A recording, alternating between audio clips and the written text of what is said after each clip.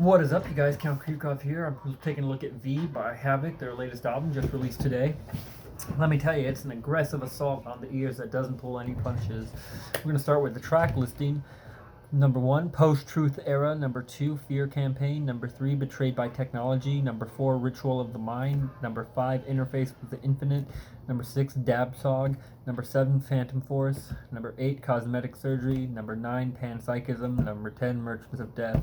And number 11, Don't Do It.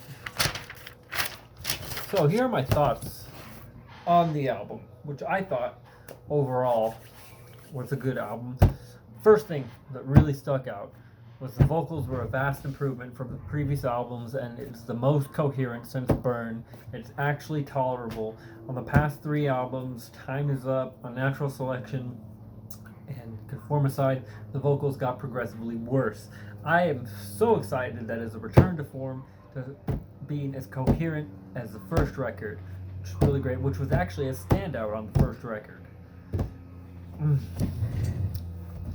Speaking of vocals, let's get to the lyrics.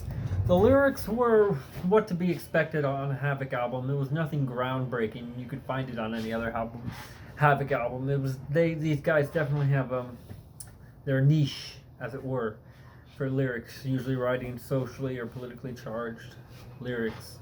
They really tackled the aspect of the future, though, and the coming future of a future yet to be in this album, which I found fairly interesting. It was what they done on previous albums, but this had a nice edge to it. So they were much more, as I said, interesting as opposed to what was found on Conformicide. Something that I was not a fan of was the bass tone, which was too clanky, like it was Dee Dee Verdi turned up to 22. I didn't like it. It didn't really appeal to me. I found it sort of annoying. However, I did like the fact that you could hear the bass in the mix. It was an overall good mix. The drums on this album are on point. Very good drums. And I love how it's a departure. The album is a departure from Conformicide. Speaking on one of the songs, Merchants of Death goes on for far too long despite its length. It's only like 2 minutes and 45 seconds, but it feels like it goes on forever. We have the nice opener, Post-Truth Era, which is nice and aggressive, good riffs, great drums. Fear Campaign that has like an 80s throwback, has a great breakdown, a great thrashy breakdown that you've come to expect, nice and fast. And like I said, Havok have really come into their own on this album.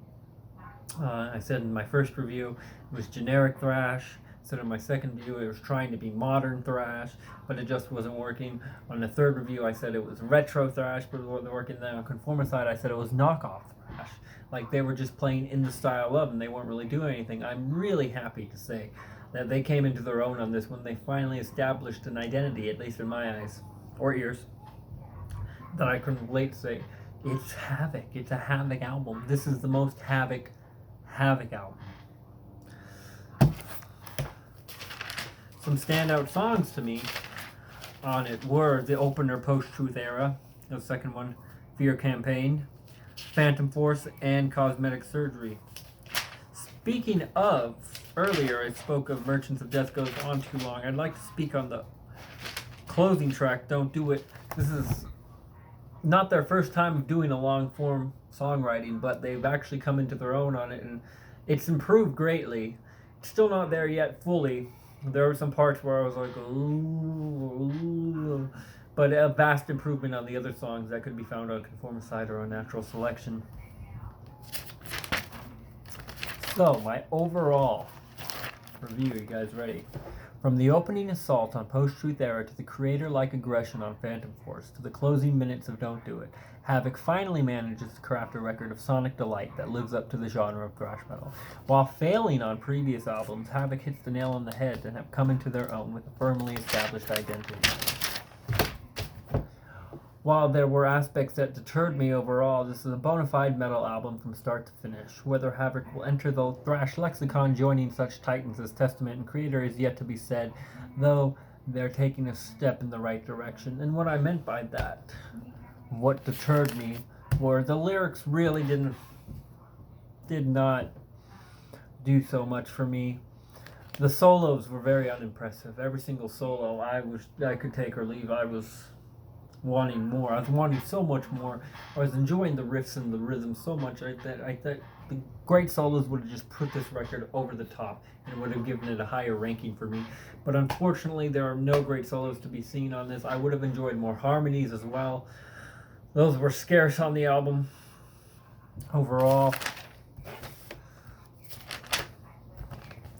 The solos were unimpressive and left me wanting something more. They made the songs feel hollow and incomplete without those great solos. For example, Fear Campaign would have really benefited from some great nauseating wailing solos, but it was very generic fare, nothing to write home about. And that is pretty much it, you guys, for my review on Havok V. Let me know what you think. Leave a comment down below. Be sure to like, share, and subscribe. I am Count Krukov. I do the metal reviews, and with this, we have finally completed the Havok marathon. Weight has been taken off me. Now I'm finished. Now I can finally say that there is a Havok record that I like. But I'm not won over. While I can say this, and I'll have to wait for the next album, I'm not 100% behind this band or won over by them, but they have managed to release a good album. So I'd like to rank this higher, but because the bass tone that annoyed me and the solos that were unimpressive and the lyrics that were to be expected, I'm going to have to give it a B. Alright, thank you guys so much. Be sure to like, share, and subscribe. Leave a comment down below. This has been Count Krukov reviewing V by Havok.